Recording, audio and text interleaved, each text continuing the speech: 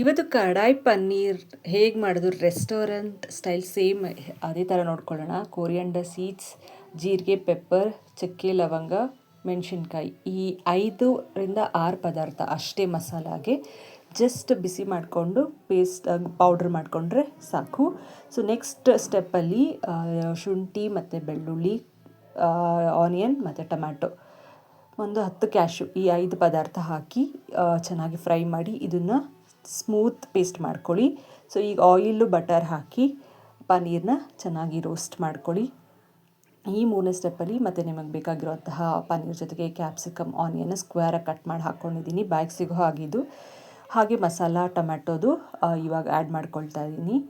So ವಾಟರ್ನ add ಮಾಡಿಕೊಂಡು ನಾವು red chilli powder, ಕಡಾಯಿ ಮಸಾಲ ಏನು ರುಬ್ಬಿಟ್ಕೊಂಡಿದ್ವೋ ಅದು powder 2 spoons, turmeric powder, salt ಹಾಕ್ಕೊಂಡು ಒಂದು 10 ನಿಮಿಷ ಇದೆಲ್ಲ ತರಕಾರಿ ಬೆಂದರೆ ಕಸೂರಿ ಮೇಥಿ ಹಾಕಿ ಗಾರ್ನಿಷ್ ಮಾಡಿ ಫ್ರೆಶ್ ಕ್ರೀಮ್ ಹಾಕಿ ಇದು ಸರ್ವ್ ಮಾಡೋಕ್ಕೆ ಚಪಾತಿ ಜೊತೆಗೆ ಸೇಮ್ ರೆಸ್ಟೋರೆಂಟ್ ಸ್ಟೈಲಲ್ಲೇ ರೆಡಿ ಆಗಿರುತ್ತೆ. ಟ್ರೈ ಮಾಡಿ ಒನ್ಸ್.